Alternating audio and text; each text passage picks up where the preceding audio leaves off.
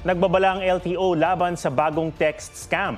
Ang mensahe tungkol umano sa traffic violation at pinagbabayad ng multa ang mga nakatatanggap nito. May report si Katrina Son. Isa rin ba kayo sa mga nakareceive ng mga text messages mula umano sa MMDA at LTO na nagsasabing may violation ka at kailangan mong magbayad ng multa? Ang co-convener ng Scamwatch Pilipinas na si Art Samaniego nakatanggap ng text na overdue na umano ang multa niya sa isang traffic violation. Kasama sa mensahe ang isang link na kailangan i-click para makapagbayad umano. Pag pinuntahan mo siya, sasabihin niya sa'yo 3 days na yung violation mo. Kailangan mong bayaran at magbibigay sila ng mga fake na payment platform. Matapos i-click ang link, agad daw lalabas ang website ng LTO. Ngunit nang i-double check niya, peke ang website.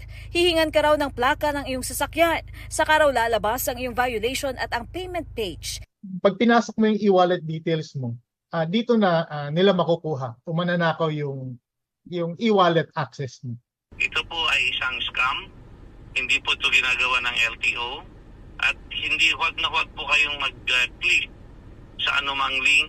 Hindi rin daw pinapayagan ng LTO ang kanilang tauhan na maningil o kumuha ng pera sa labas ng opisina gamit ang social media sites. Paalala ng MMDA, hindi pa ipinapatupad ulit ang no contact apprehension policy. Naka-TRO pa rin po.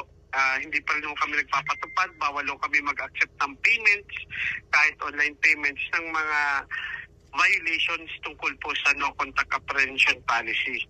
Iniimbestigahan na ito ng DICT. Lumalabas daw na ang gumagawa ng text scams ay nasa Pilipinas. Pero hindi natin dinidiscount yung possibility they are connected to a wider net of syndicates of organized cyber criminals. Tignan daw maigi ang link na ating ikiklik dahil isang maling letra lang daw, indikasyon ng ibang website ito. Bukas nakatakdang magpulong ang MMDA, LTO at DICT tungkol dito. Katrina Son, nagbabalita para sa GMA Integrated News.